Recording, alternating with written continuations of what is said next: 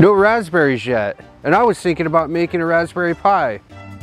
I do have frozen raspberries, so let's go do that.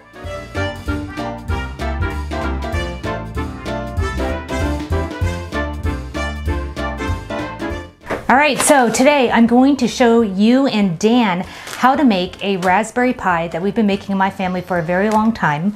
And Dan, this is your favorite raspberry pie. So our raspberries are not ripe yet, so we're just using a 2-pound bag of frozen raspberries. You could probably substitute fresh raspberries if you like, but we're using frozen. So the first thing that you do, Dan. Well, let me do it. Okay. Tell me what to do. Okay, just open the bag. And so we're gonna cook our filling before we put it into the crust. And that's a really good thing to do with frozen fruit for the oh my God, I can't even talk.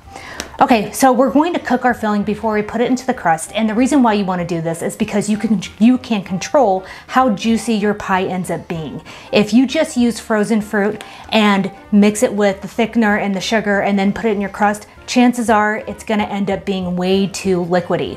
What you want to do to remedy that is cook your filling, get it to the thickness that you want before you put it in your crust, and then bake your pie. So you will need an unbaked 9-inch pie crust for this. I have one in the fridge. I'll leave a link in the description box to my favorite pie crust recipe, and I'll also leave the link to this pie recipe so you have that, but you can use whatever pie crust you want to use. All right, Dan, that goes in the pot. All right, you ready to get started? Yeah. Okay, so I didn't thaw out our berries before I put them in the pot, and I typically don't because I'm really impatient. So I'm adding the sugar to them. They're still frozen. You're just gonna mix that up, Dan. Mix up the berries and the sugar, and then get the berries nice and hot. They'll start breaking down into kind of like a puree, which is totally fine. So this might take a few minutes to get them nice and hot. In the meantime, you can mix your water and cornstarch together to form a slurry. So just get that ready to go. And as you can see, this is 5 tablespoons of cornstarch. So it's quite a bit of thickener you need to make this pie thick enough so that when you slice it, it doesn't just go everywhere. So this pie will hold its shape once it's cut and cooled. You just need to use a lot of thickener, and I like using cornstarch for pies. That's just what I typically use because I always have it on hand. Okay, so that's ready to go. And our berries are still thawing out.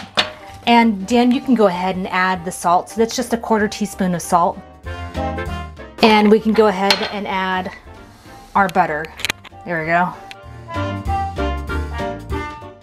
So I don't dot the top of the pie with butter. I just mix the butter into the filling. And why do you do that? Because it evenly distributes it. Oh, okay. I had it a couple times. That's a really good idea. Yeah, it evenly distributes the butter throughout the filling, so that way you have butter in every bite, not just in certain pools of area.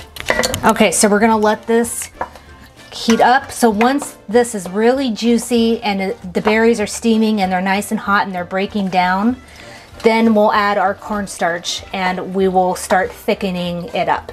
So we'll see you guys in a few minutes. So as you can see, the berries are thawing and they're breaking down and mixing with that sugar and getting really juicy and hot, and this is exactly what we want. Pre-cooking your filling when you're using frozen fruit is a really good way to go so you don't end up with a soupy pie. Nothing pisses me off more than a soupy pie. So look at how liquidy it is now. That's how much liquid was in these berries. Okay, Dan, we can go ahead and add the cornstarch. Okay. And water. And then you just want to cook this until it's really nice and thick. So it's going to take a few minutes. Do I need to keep stirring it? Yes, you want to keep stirring it so it's not burning. I have this over medium-high heat. We'll show you what thickness you want to get to. Okay, as you can see, it's bubbling nicely and it has thickened up quite a bit. What you want to do is you want to let this cool a little bit before you put it into your cold crust. You don't want to melt your crust. And I bake mine at about 375 degrees Fahrenheit for about 30 minutes, maybe a little bit more. You just kind of have to keep an eye on it. It depends really on the crust that you're using, so you might need more or less time, but you want to make sure you get the bottom of your crust thoroughly cooked. Let's let this cool, and then I'll see you guys in a little bit. Okay, I almost forgot about the vanilla. You want to go ahead and add your vanilla extract. This would also be good with a little bit of almond extract in it, I think, if you're into that kind of thing. But vanilla is very, very good in this. You don't have to let this cool until it's cold. You could make this pie filling ahead of time, keep it in the fridge, and then the day you want your pie, just bake it. So we just want to let the oven heat up to 375, and once it's heated up, then it'll be cool enough that we can just put it into the crust. I have my unbaked 9-inch pie crust ready to go. And the filling is cooler than it was. It's not totally cool, it's still pretty hot, but that's okay because as soon as it goes in the crust, it's going in the oven. All right, you guys ready for this? Because I know I sure am. All right, so in it goes.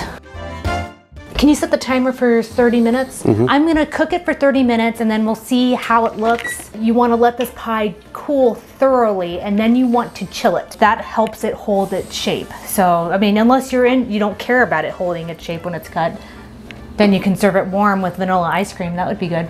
Either way, it's delicious. And you guys should definitely try it. Yeah, the vanilla and the raspberry is a game changer. It's so good. That's why we've been making it for as long as we have. Really good pie. All right, we'll see you guys when this is done.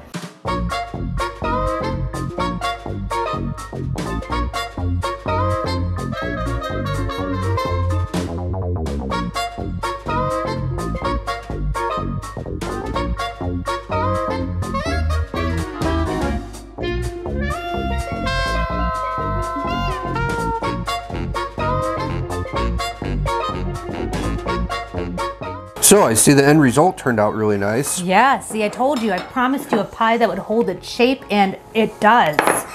Now this had just enough time in the refrigerator to set up. A little bit more time would be ideal. Let's see how it tastes. Now that is a delicious raspberry pie. I think that says it all. It's really delicious. Very delicious. It's still tart, but slightly sweet. It doesn't have a whole lot. It only has a half cup of sugar in it. So it's not terribly sweet because the berries themselves are sweet, but they're still tart and it reflects that tartness. I think this is a delicious pie. It'd be great with whipped cream, great with vanilla ice cream or even chocolate ice cream. Well, don't butcher it. Okay, Dan says like simplicity. Just stick with whipped cream and vanilla ice cream, maybe, but whipped cream, definitely. So this is Dan's favorite pie. His second favorite pie is a chocolate cream pie, and I'll leave a link to that video right here, right now. It's right there. And that is also a very delicious pie, but this raspberry pie just really takes the cake. It is. Actually, I had this written down on a card as Dan's birthday pie because for his birthday, he doesn't want cake, he wants a raspberry pie. And unless it's funfetti, and that's only for Robin. Yeah. My mom loves funfetti cake. It's her favorite. This pie has vanilla extract in it and you can taste it. Like you can definitely, you get a hint of vanilla in this pie, which I think is really nice. I think that vanilla rounds out the flavor and adds a nice little touch to it. It's super good. And then the butter is distributed throughout the entire filling, not sitting in little pools on the top of it like I've had with other pies. I just had. I don't like that. Yeah, no, the butter is throughout the filling, so you get a nice little buttery finish in each bite. Go ahead and make this raspberry pie, and please leave a comment below and tell me what you think of it, or tell me what your favorite pie is. Dan and I are always open to suggestions. We like trying out different pies. We are pie people, so we would love to try any type of pie, even savory ones. I like meat pies too. All right, so if you like this content, please subscribe and hit the like button. I upload new content every Wednesday and sometimes on Friday, and Dan and I are always here taste testing vintage recipes, so you don't have to. Goodbye, everybody. I hope to see you in the next video. Bye, everybody. Goodbye.